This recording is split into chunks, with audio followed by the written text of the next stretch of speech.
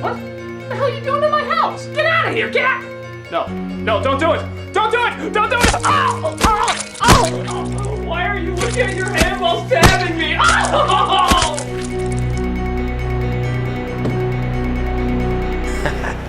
That's for reviewing Food Fight.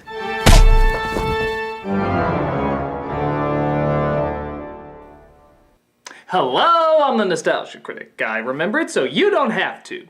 Every nostalgia-ween, I always wrap up the holidays by watching one of my favorite timeless classics, Disney's Sleepy Hollow. I grew up with it as a kid and still enjoy it to this day, with its rich atmosphere, clever storytelling, and ingenious payoff right out of a classic ghost story, which is what it was to begin with. So as you can imagine, I was pretty excited to see one of my favorite directors at the time, Tim Burton, with some of my favorite actors at the time, Johnny Depp, Christina Ricci, and so forth, bring to life the gothic tale of the infamous Headless Horseman. My reaction was something like this. What the hell was that? When the film came out, I had no idea what to make of it. I mean, it looked beautiful, and even to this day I'm blown away by its atmosphere, but the story seemed totally insane. It seemed to have practically nothing to do with the original, and it pissed me off that the kids' version was more grown-up than the grown-up version. Where's all the smart stuff I was promised when I was a kid? Throughout all of my confusion, though, there was one question that stuck out the most to me. Is this meant to purposely be a bad movie? You know, along the lines of, say, Army of Darkness or even the Stephen Sommers Mummy films? Was this a tongue-in-cheek satire that a lot of us just weren't getting? If so, did that technically make it better or worse? Batman and Robin was a satire, but we all know what a classic blunder that was. But still, it was hard to get a grip on if this was even what the movie wanted to be. There seemed to be a lot of humor to it. Ichabod being a coward, the obsessive amount of gore, and good God, the greatest use of Christopher Walken ever. If you're gonna have Christopher Walken, give him crazy ass hair, sharp teeth, and only have him growl. That is fucking ingenious. But still, for years, I couldn't get an idea about what this movie was trying to accomplish. Then a series called Monster Madness came around, hosted by, I don't know, I forget his name, but he talked about a style/genre of horror films called Hammer Horror. I kind of knew what this was, but didn't do too much research into it. Upon further investigation, it was a production studio that got popular in the 60s that did scary films, many of them remakes of classics, trying to give them their own 60s and 70s touch. Doing so created its own type of unique look and feel, one that could pretty much not be mistaken for anything else. Seeing this suddenly made me realize what I, and possibly the majority of audiences, were missing the whole time with Sleepy Hollow. This wasn't a horror film, this was a hammer horror film. A dedication to a style long since gone. Reaching too far, you say? Trying to read too deep into something that's not there? Well, let's take a look at some of the staples of Hammer. First of all, the sets. The sets in Sleepy Hollow were mostly constructed to be colorless, giving a gothic and otherworldly look that looks eerily similar to the Hammer sets as well. How about the story? It has almost nothing to do with the original book. Ichabod is a constable instead of a teacher, a do-gooder instead of a selfish schemer, and he spends his time chasing a headless horseman that is proven to be real rather than just a legend or a story. The whole thing reads like a goofy supernatural crime drama. Like, well, let's not get ahead of ourselves. Wait, that was technically two jokes. The Hammer films? Well, they were remakes of classic monster movies. Surely they stay closer to the source material than Sleepy Hollow did. But when you really get down to it, not really. The Hammer films usually took the story and made it even less like the book than the original black and white films did, often resulting in complicated plots that only got more and more complicated as they went into the sequels. Much like Sleepy Hollow's plot, which is so complicated you'd swear was a bad episode of Sherlock. In fact, even Tim Burton said he felt like he was making a Scooby-Doo episode half the time. That doesn't sound like someone who wanted to strike fear into his audience as much as pay respect to something he enjoyed.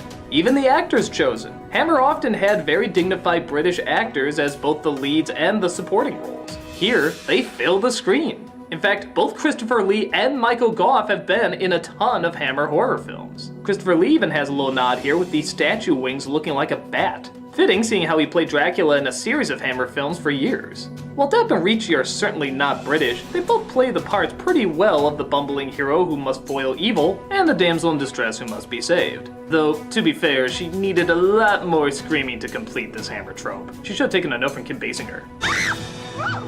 Both of these are the kind of main characters you see continually in the Hammer franchise. The effects as well are both kind of good and kind of bad, much like the effects in the 60s. Most of them are done on set except when they need to take something away, like, oh, a head.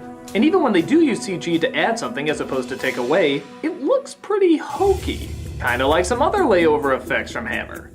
The excess of constant gore and decapitations is also a play on how much gore and decapitations were in, you guessed it, Hammer. This is important to note because in the original Dracula and Frankenstein, there was nothing gory at all. It was all the power of suggestion. But the Hammer films knew they had to up the gruesome and load it with gooey body parts and severed heads everywhere.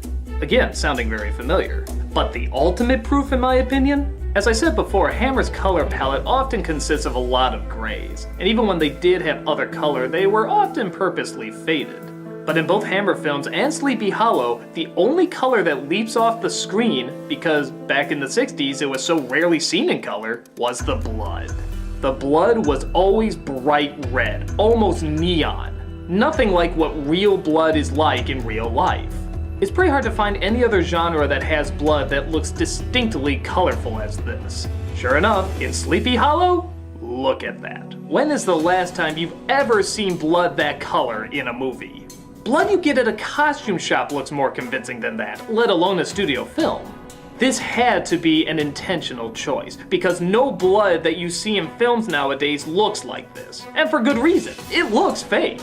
This is something that had to be specially ordered. Somebody had to go to the blood person, show him or her a Hammer horror film, and say, I want it to look exactly like that.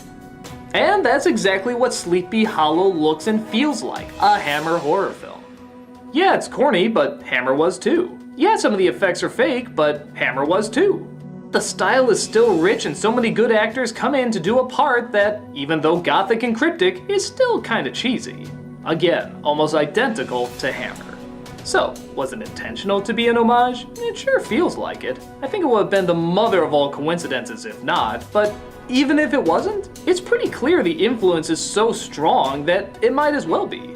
This came out at a time when classic monster films were once again being remade, with Bram Stoker's Dracula and Mary Shelley's Frankenstein. But have you noticed there's no Washington Irving above this title? This was a Ford Coppola produced film and he almost always put the author's name on top of any remake. But nope, not this one.